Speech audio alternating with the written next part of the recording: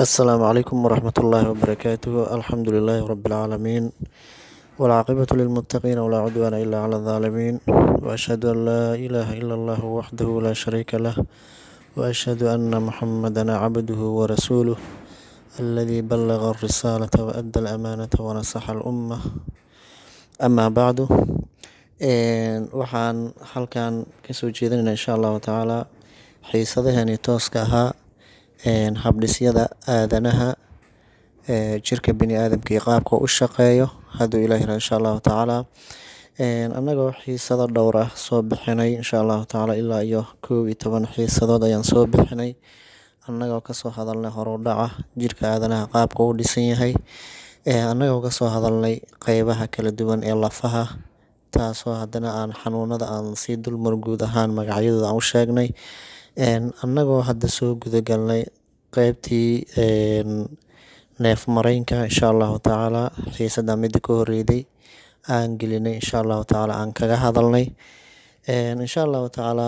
xiisadan waxay ku saabsan tahay habdhiska neef mareynka aadanaha insha allahu tacaala qeybtiisa labaad. qeybtii hore waxaan kasoo hadalnay structure ahaan iyo qaabka u dhisantahay, inta xubnood ay ka kooban tahay, si dulmar guud ahaan insha allahu tacaala. haddana xanuunada hadduu ilaah yirahdo inaan dulmarnaan isku dayaynaa hadduu ilaah yirahdo insha allahu tacaala. walow hadduu ilaah yirahdo xanuunka ugu horeeyo markaan ka hadalno iyo waxyaaba noocaas oo kale ah, haddii waqtiga noo saamaxana kan labaad aan ku xijin doono insha allahu tacaala. intaanu gudaha aan u gelin, ilaahay baa mahad iskale oo suurageliyey barnaamijkani inaan soo habeyno hadduu ilaah yirahdo. bacdallahi subxaanahu watacaala waxaan u mahad celinaynaa Siha Diagnose and Pharmacy oo isku hawshay in ummadda Soomaaliyeed ay usoo gudbiso barnaamij wax ku ool ah, ayadoo diyaar la tahay baaritaano iyo daawooyin oo tayo leh insha allahu tacaala. intaa kadib waxaan halkan kasii wadayna insha allahu tacaala cashirkeena tooska ahaa. caawa cashirkeena wuxuu ku saabsan yahay habdhiska neef mareenka aadanaha xanuunada ku dhaca insha allahu tacaala. xanuunka ugu horeeyo waxaa loo yaqaanaa xanuunka neefta ah, in badan soomaalidu ay u taqaano neefta, sidoo kale dhibaato xoog leh ku haya insha allahu tacaala.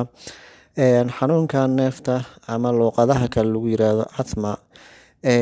xanuunkan neefta ah waa xanuun oo asalkiisii waxa sababa aanan la ogeyn waaye.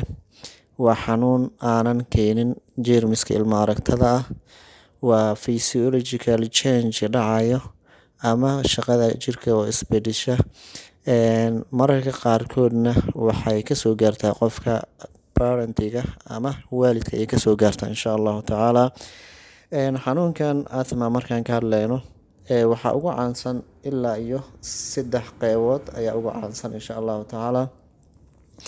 3da qeybood, qeybta ugu horeyda waxaa loo yaqaanaa nocturnal asthma, waana mid ugu caansan oo neefta marka laga hadlayo xanuunka neefta ah waa nooc ugu caansan, taasoo parentiska ama waalidka ay ka imaato ama dhaxaltooy ahaan qofka ay kusoo gaarto. qofka marka dhaxaltooy ahaan markay ugu imaaneyso, laba maad mid unbay u noqonaysaa insha allahu tacaala. qofka inay asiga kasoo muuqato neefta ah ama ama aysan kasoo muuqanin. labada maad aan u kala qaadno waxay tahay waalidka ayuu ka dhaxlay, neefta way kasoo muuqanee, waa qodobka koowaad. qodobka labaad ma kasoo muuqanayso, kan aan kasoo muuqanayn waxaa loo yaqaanaa carrier ayaa loo yaqaanaa. qofka kasoo muuqatay waa neefta, waxaa loo aaneeyaa inuu waalidkii ka helay. in badan dadkan ay ku arkayaan. kan aan kasoo muuqaninna wuxuu u gudbin doonaa ciyaalka uu dhalayo. marka insha allahu tacaala asiga hadday kasoo muuqanin, ciyaalka uu dhala ayuu u gudbin doonaa, taasoo micnaha heredity ahaan ama dhaxaltooy ahaan ay u kala qaadanayaan insha allahu tacaala. nooc kale waxaa jirto oo nooc labaad oo asthmada amba neefta loo yaqaano exercise introduced asthma ayaa loo yaqaanaa. midan inta badan exerciseka ama excessive exercise qofka markuu sameeyo ayaa lagu arkaa. si xad dhaafa qofkan inuu jimicsi u sameeyey ama orod tiro badan u sameeyey, taasoo ay sameynayaan alveoliska iyo bronchioliska in xoogaa ay ciriirsamaan, ciriiri zaa'ida oo ka imaado neefta qofka uu qaadanayo oksijiinta iyo waxyaabaha wasaqda uu soo saara ay isqaadan waayaan, meeshana ay noqoto meel ciriiri ay noqoto insha allahu tacaala. waana nooca labaad. mararka qaarna waxaa laga heli karaa tiger ama trigger ayaa la yiraahdaa, in neefta waxyaabaha kiciyo kale ay ayada laftigeeda sabab ay ugu noqoto insha allahu tacaala. nooc saddexaad ayaa jira. nooca saddexaad waa allergic asthma ayaa loo yaqaanaa, xasaasiyaday ku imaataa insha allahu tacaala. waa neefta marka midda allergigan ayadana sidoo kale waxyaabaha dadka bini aadamka ku dhacay ka mid tahay. waa saddexda nooc ugu caansan waa insha allahu tacaala qeybaha neefta markaan ka hadlayno. okay, calaamadaha lagu yaqaano neefta markaan fiirino, qofka inuu sameeyo coughing ama qunfac uu sameeyo. qunfac tiro badan ayay leedahay insha allahu tacaala, khaasatan xiliyada habeenkii qabow oo soo dhaco kale iyo waxyaabahaas, inuu qofka qunfac iyo rarinyaxyo iyo waxyaaba noocaas oo kale ay ku dhacaan, in ay ku adkaato inuu neefsado ama naqasba qaadan waayo, ay ku adkaato difficult breathing ayaa loo yaqaanaa. taasoo ay u sababayso in ay alveoliska ay soo ciriiri noqdaan oo gidaarada isku soo kagaan insha allahu tacaala, isku soo yimaadaan. sidoo kale wax loo yaqaano gestithinus ama in gestiga ama qeybaha feeraha qofka ay taagmaan, ayadana sidoo kale in cadaadis uu jiran laga dareemo, indhihiis iyo waxyaabahaas oo dhan ay isku bedelaan buluug oo cadaadiska meesha ka jiro maadaama uusan neef qaadanaynin. qofka noolahan wuxuu ku nool yahay inuu neef qaato oxygen iyo waxyaabaha nutrientska banaanka uu ka qaato, gaaska, sidoo kale waxyaabaha wasaqda iska soo tuura insha allahu tacaala. sidoo kale in neeftiisii ay macnaha ay gaabato, qofka neef isqabad dabajooga lagu arko, in uu yiraahdo ama uu sameeyo neefta markuu gadaal u jiidayo kale wax uu ku filan ayuusan qaadan karin, markuu soo tuurayn wax ku filan uusan soo tuuri karin, taasoo gidaarada cariiriga ka jira awgeed sababaysa insha allahu tacaala. sidoo kale hindhisho qofku uu leeyahay iyo xabadka inuu shanqaro, sidoo kale shanqar laga dareemo, ayadana sidoo kale waxyaabaha calaamadaha lagu yaqaanay ka mid tahay neefta insha allahu tacaala. marka waxaan ka hadlaynay habdhiska neef mareenka ayaan ka hadlaynay. habdhiska neef mareenka structure ahaan markaan kasoo hadalnay ayaan waxaan ku xijinay xanuunada ku dhacaya insha allahu tacaala.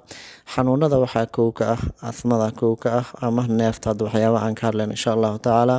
hadduu waqtiga noo saamaxina waa xanuunka labaad ayaan geli doonaa, ilaa kan saddexaad, kan afraad, ilaa iyo wixii markaas anaga aan ka gaarno, maadaama xanuuno badan ay ku dhacaan qeybaha saableyda insha allahu tacaala oo ah neef mareenka xaggeeda insha allahu tacaala. asmada waxyaabaha sababa ama neefta waxyaabaha sababa waa allergy. allergiga dhinacyo kala duwan ayuu ka yimaadaa. allergy markaan leenahay xasaasiyadda wuxuu ka yimaadaa sometimes mechanicalka ama waxyaabaha machiniska la isticmaalo, shucaacyada kasoo baxa sida qiiqa kasoo baxa carbon monoxide oo kale insha allahu tacaala, wuxuu sababayaa neef ayuu sababayaa qofka inuu neef qaadan waayo, dina neeftii isdabaqabadkeedii waxyaabahaas oo dhan joogta ay noqdaan insha allahu tacaala. regward pulling ayaa loo yaqaana. sidoo kale xajiinta keenta noolaha kale ay kaga yimaadaan xayawaanada qaar, qofka jirkiisii markay soo gaaraan wuxuu dareemayaa xajiin zaaid ayuu dareemayaa insha allahu tacaala. dina neefta waxyaabaha xajiinta ka yimaada, allergy ka yimaada ay ku jirtaa insha allahu tacaala. animal danger ayaa lahaa insha allahu tacaala. sidoo kale waxyaabaha kale oo calaamadaha lagu yaqaano asmada waxyaabaha sababa waxaa kamid ah insha allahu tacaala boorka oo kale carada kaaga imaaneyso insha allahu tacaala. boorkaasi in macnaha sida caarcaarado kale, guryaha caarcaarada ku dhadhashay ama waxyaabo ku sameyso kale, aydan sidoo kale desti kaaga imaana insha allahu tacaala. destimites ayaa lahaa waxyaabaha kaaga imaanaya boorkaas oo kale iyadana waxyaabaha laga qaado allergiga ka mid ah. Sidoo kale distigaas waxyaabaha lamidka sida shamiintadoo kale, burkaoo kale iyo waxyaabahaas oo dhan maxay yihiin waxyaabaha allergy reaction ah insha allahu tacaala. Marka neefta waxyaabo badan ayaa sababa insha allahu tacaala. Waxyaabaha kaloo hawada ku jiro ayaa keeni kara neefta qofkan inuu neef keensado, sida smog ama qiiqa hawada lagu sii daayo, chemicalska waxyaabaha chemicalka ah ayagana sidoo kale shucaaca bixinayaan ayaa ka mid ah. Sidoo kale waxaa kaloo ka mid ah wax loo yaqaano strong odor ama urta zaa'idka ah ayadana sidoo kale, ama caraf zaa'id ah qofkan in ayadana wax ku yeelato xasaasiyad insha allahu tacaala. nooc ka mid ah allergy waaye. Exerciseka uu sameeyo ama xanuun zaa'id ah qofkan uu qabto, kaasoo oo macnaha xanuunkaasi ka qabtay qeybaha neef mareenka insha allahu tacaala, ayadana neef ay isku bedeli karaan. Flu ayaa ka mid ah iyadana sidoo kale waxyaabaha diif biyoodka insha allahu tacaala. Xanuunka neefta markaan ka hadlayno aad iyo aad ayuu u tiro badan yahay insha allahu tacaala. Waxawaaye waxaa kaloo sababa noocyo ka mid ah gooryaan xataa way sababaan neefta, taasoo anaga kaga hadli doono hadduu ilaah yiraahdo qeybteena mayo medical parasitology waan insha allahu tacaala. waa hadda xiisadaha hadda noo socdo nagu cusub ay kamid yihiin insha allahu tacaala. Gooryaanadaasi qaarkood waxay ku dhacayaan alveolar ayagoo life cycle usoo marayo. Waxaa kamid scarska ka mid ah insha allahu tacaala, hoogwormska ka mid ah ayagana way soo maraan. Some of waxaa ka mid ah qolooyinkan loo yaqaano trimatooda insha allahu tacaala, ama flakis wormska ayagana kuwa ay kamid ah way ku dhacaan insha allahu tacaala. lang fluke ayaa loo yaqaana ama lang flax ayana waa lahaa insha allahu tacaala. Sidoo kale waxyaabaha neefta looga hortagi karo haddaan hal iyo laba aniga aan ka sheego insha allahu tacaala, qofka waa inuu booqdaa xarumaha caafimaadka ugu dhow insha allahu tacaala. booqash inuu ku sameeya oo neeftiisa wixiisoo dhan la cabira insha allahu tacaala. Sidoo kale in la qaataa daawada oo dhakhtarka uu qoray. daawo aan dhakhtar qorin in la isticmaala mamnuuca insha allahu tacaala. Soomaalida waxaan ku naqaanaa in farmashiya iska tagaan, daawooyinka iska aruursadaan. Sidoo kale daawada dhakhtarka soo qaadan in xoogaa faalo laga bixiyo, taasoo ma isticmaali kartid qof aan daawo hore usoo dhiganin ama aan caafimaad ahayn. waxay leedahay daawadan lagu soo qoro dhakhtarkan wuu waalan yahay, daawadan iska bedel, daawadan isticmaal. taasoo macnaha qof oo medical aanan ahayn hatee waxyaabahaas uu ku bixinayo, dibna qoftii iska aaminayso dhibaatooyin xoog leh kasoo gaaraysa insha allahu tacaala. daawo aan loogu talagelin inaysan qaadan insha allahu tacaala, daawada dhakhtarka u qoray si toos inay u qaadato. Sidoo kale in laga fogaada wixii kicin kara neefta, sida waxyaabaha aan kasoo hadalnay destiga ama boorarka ka mid ah, xajiinta waxyaabaha keena ka mid ah. Sidoo kale in lala socdo, in aad la socoto waxyaabaha aad cunaysid. waxyaabaha la cunayo cunitaanka aan ku sameeya qaar baa allergy qofka ku ah. sidoo kale waxyaabaha kiciya ka mid tahay, qaar baa gaas ku kiciya, gaaska iyadana sidoo kale waxyaabaha neefta oo saaciday ka mid tahay ama qofka u nuglaado. sababtoo ah gaaska waxaan naqaanaa markuu kaco oo acidka zaa'idka ah caloosha wixii kasoo buuxsamaan qofka in wadnaha iyo waxyaabahaas oo dhan garaacitaan uu dareemayo, dina neef isqabad isdaba joog ah inuu keenayo iyadana sidoo kale hadhowdii ay ku noqoto neef ahaan insha allahu tacaala. marka cuntada laftigeedii in xoogaa la iska koontaroolo hadduu ilaahay insha allahu tacaala. haddii qofka calaamada oo isku arko oo neefta ka mid ah, inuu booqdo xarunta caafimaadka ugu dhow insha allahu tacaala. dhakhtarka taladiisna inuu si toos oo u qaato hadduu ilaah yirahdo insha allahu tacaala. marka walaalayaal waan idinku dheereeyey insha allahu tacaala. qorshahaygana ma uusan ahayn ilaa intaanoo dhan inaan ka hadlo, waayo xanuunka labaad xitaa kama hadli karo. marka insha allahu tacaala waqtiga lagu talagalay ayaan waqti kusii darsaday insha allahu tacaala. dhammaan waxaan rajeynayaa dadka inay ka wada faa'iideystaan duruustan ay idin soo gudbinayaan walaalaha sixa diagnose and pharmacy insha allahu tacaala. anigana waxaan ahay walaalkiin cabdiqaadir insha allahu tacaala. qof kastoo Soomaaliya waxaan u rajeynayaa nafsadeydaba aan ka bilaabo insha allahu tacaala inuu ilaahay na siiyo xusnul khaatima insha allahu tacaala. inuu aan ku dhimano waxyaabaha wanaaga insha allahu tacaala.